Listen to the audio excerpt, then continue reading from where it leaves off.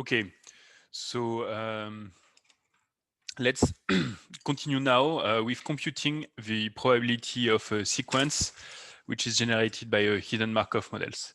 So we'll look at the following dice sequence 2, 6, 6, 3, and we don't know what are the hidden states. We just want to know what is the marginal, what's the probability of observing this sequence.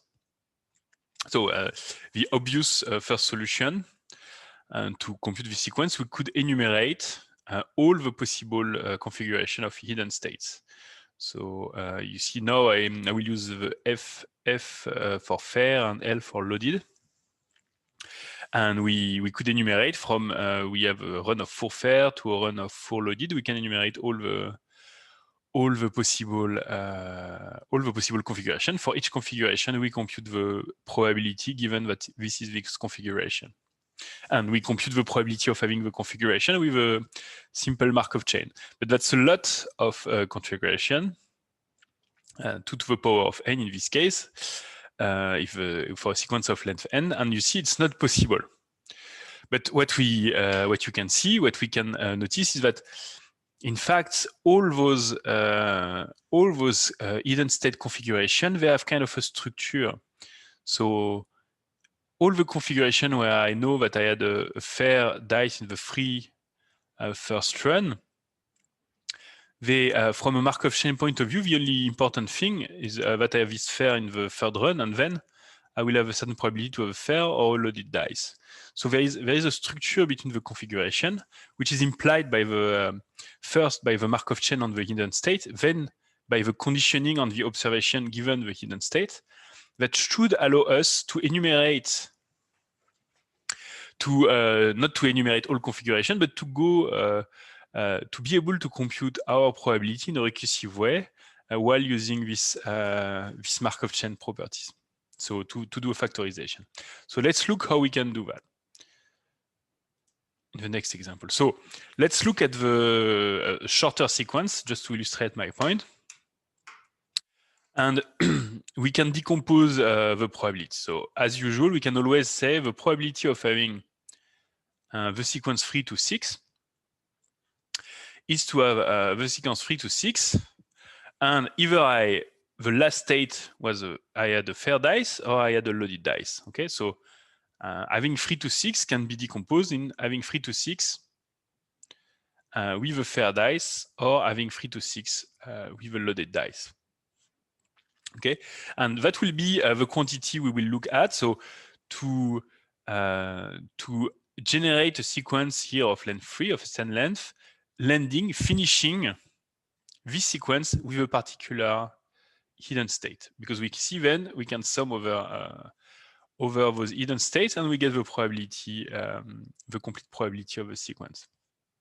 So let's decompose this first term.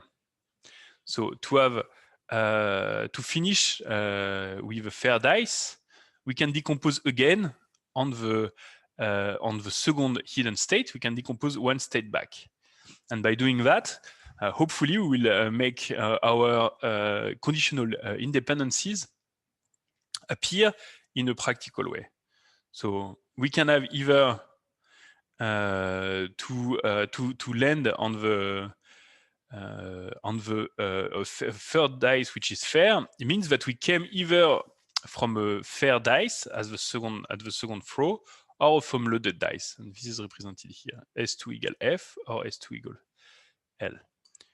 Okay, so let's see how can we compute this probability of having the sequence 3 to 6. The second dice is fair, and the third dice is fair as well. So we can do what we do always when we want to compute a joint probability. We can create a conditioning that will allow us to simplify according to our dependency. What can I do here? You see, when I observe the 6, if I know the only information which is important to know that I am observing a 6 is that I landed on a fair dice. So I can first conditionate the probability of observing Y3, like observing this 6 as the third dice, at the third roll, okay, given the rest of the sequence. And because of the Markov property, the dice roll I got before do not have any influence here in computing this probability, and the hidden state, even the hidden state I had before, do not have any influence. So I can compute here this probability. It's just the emission probability of observing 6, given that I'm under the fair dice. And the second term I'm factorizing, you see, is kind of simplifying now, because I have a term which corresponds to moving from dice to dice between the hidden state, and another term which are observation, but with one, which is related to the observation, but with one observation less. And we will see if we can make this appear like the term we just computed before for 3 dice, for 3 rolls, if we can make that as a function of only 2 rolls. So let's develop again this term. And what can we do? We can conditionate the result of a third dice by the rest of the observation. And in this case, what we observe do not play any influence because we have a Markov chain on the hidden state. And so to have the third dice being fair only depends on the state of the second dice, which was fair as well. So this will be the transition probability associated to the Markov chain. Okay, and this value, if you look at it carefully, you see that it's the same value as the one we computed before, only that now we have only we are looking at the sequence of length 2. Here we were looking at the sequence of length 3. So we developed everything as a recurrence. Okay, and so now if I write that like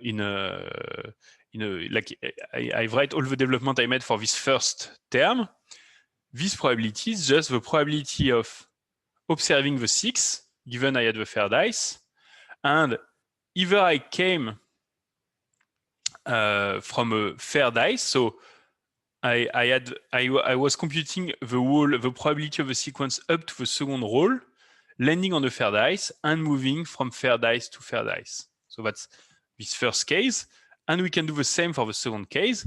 I observe the 6 with a fair dice, and I generated already all my sequence, but I landed on a loaded dice, and I moved from loaded dice to fair dice. And so it's not so obvious when you look at it at first. You have to do a few computations, but you will see that with a little of training, this is a very also relatively intuitive formula. And you see now that, in fact, we compute our probability of a sequence of length 3, sequence of observation of length 3, given a certain ending hidden state. It's a function, so we have a recurrence formula because it depends on parameters times the probability of a sequence excuse me, of length 2, given that we arrived on the second hidden states on the fair or on the loaded dice. So we will be able, by using this formula, we'll see that just now, using those recurrence formula, we will be able to recursively compute the probability of having a given sequence. And so to do that, we will define what we call the forward variable. You see there are 2 parameters. V, it's the state where you arrive, and T, it's the length in the sequence of observation. So it's the probability of observing sequence up to position T, given and landing on hidden state V. Okay, so let's do it again on our observation 3 to 6. And for instance, what we were computing just before, this is the forward variable landing on the fair dice at the 3rd position. And as we just wrote before, this is the probability of observing the 6 at the last position, moving from a fair dice or moving from a loaded dice. And you see that, in fact, we simply combine our forward value for each given hidden state, at position t is a combination of all the possible value I had at the position t minus 1 for all, summed over all possible hidden states. So how can we compute that? But we can just use the recurrence formula now.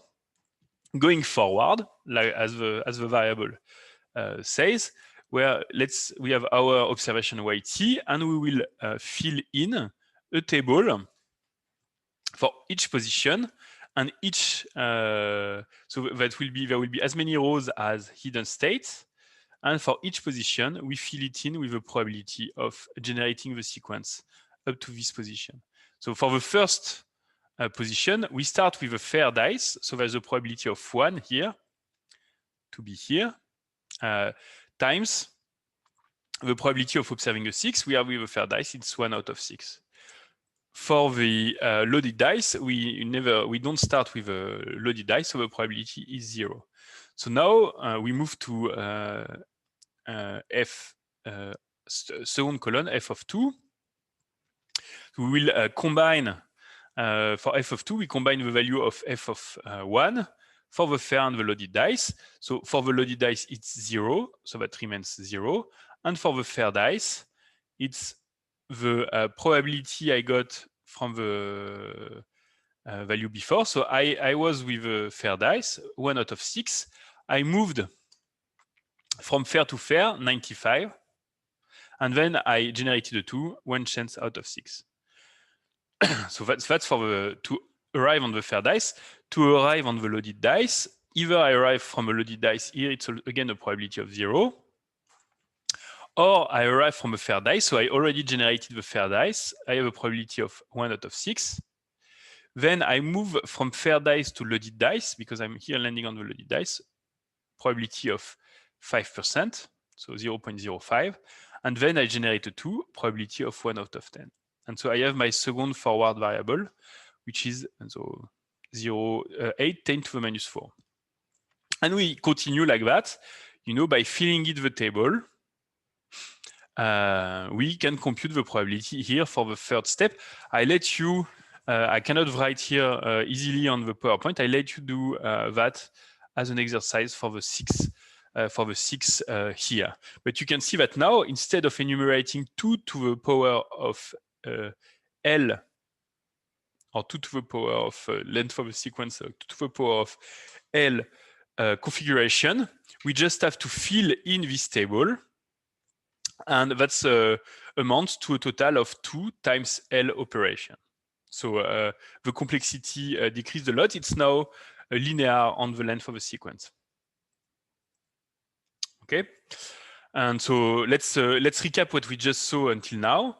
When we know the hidden state, it's let's say the general formula to compute the probability of a sequence. If we observe, the states from 1 to L with a hidden sequence from 1 to L, the probability will be, so here there is a typo, sorry, this should be pi, so probability of generating first value S1. Given S1, we generate the first observation, and then from each position in the sequence, we move according to our Markov chain on hidden variables with transition matrix alpha, and we emit, conditionally on the current hidden state, we emit our observation with a corresponding emission distribution E. Okay, and so that's you can do that by conditionating twice.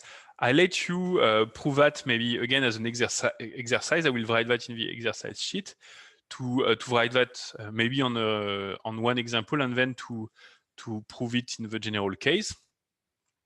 There's an important fact is that it's always possible to construct a Markov chain from the hidden Markov model when the hidden states are known. And that's also an interesting exercise. So to construct the Markov chain and to specify its initial distribution and its transition matrix. Okay, so I'll do an exercise on a simple example. Okay, and so what we just saw, if we don't know the sequence of hidden state, The naive way of doing will be to say, okay, I have a probability of a sequence, so I will sum over all possible allocation of hidden state and do like that. But you see that here, this set has s to, so cardinal of s to the power of L, which is a lot. It's exponential, so it's not possible to compute this sum naively. Instead, and this is why, in fact, we constructed Markov chain. We use the Markov, the conditional independence for the observation and the Markov property on the chain by saying that we can compute a partial likelihood up to position t and define this forward variable, which is the probability to generate the t first letter, the t first state observation of the sequence, and to land on hidden state st. Sorry, here there is a typo. It's not st, it's v. So this typo is important. So it's fv of t. You see that will be, we will write that again as a table. So there will be t as column or as row, and v as, no, t as rows and v as columns. And we will have for each length of sequence the probability of landing on a certain position. And when we condition over a possible state, and this is something you can try to prove again by computing the value, the observation, we have a recurrence formula of FVOT. So to generate the sequence up to position t, landing on state v, I just emit the TF letter YT, and then I consider all possible previous state I could have in t-1, and it's just the probability of having landed on this state u at t-1, and then transition from u to v. Okay, and we can obtain the probability by filling this table where that we just saw on the simple example. Okay, so that's the first algorithm we see that is making use explicitly of a structure of a model, and we will see that that's what we will do most of the time when we have latent variable models in the following. That we will see to which extent we can use the structure to compute likelihood and then posterior allocation of states as well. So this was the end of this first course on HMM. We saw a little the application. I think there was quite a few motivating example. We saw on the occasionally dishonest casino how we can compute the probability of a sequence with observed values, and how when we don't know the hidden state, how we can use the structure of the model to compute this in a reasonable time. So next week, we will first see like how we can answer this question of annotation with HMM, so annotating the most probable states. And there is one first method, which is using dynamic programming, which will also use the recurrence structure, and it's the Viterbi algorithm, and the idea is to compute the sequence of hidden states such that the probability of the whole path is maximum. So we are, let's say, identifying a full path within the hidden for the Markov chain within the hidden state that has the maximum probability of generating the sequence we are observing, and that's exactly what you do with annotation. And you can see here that's on this fair dishonest casino example what the Viterbi algorithm can do with respect to what was done with the simulation, and you see that most of the time it does well. It can of course miss some short stretches of fair dice when the stretches are relatively more or less short, or if you're just unlucky, also if you don't get too many 6 with a loaded die, maybe it will be more interesting for the model to annotate. But that's kind of doing a good job at some point. Okay, so this was everything for this week. And next week we'll see that and also how to estimate the parameters. Thank you.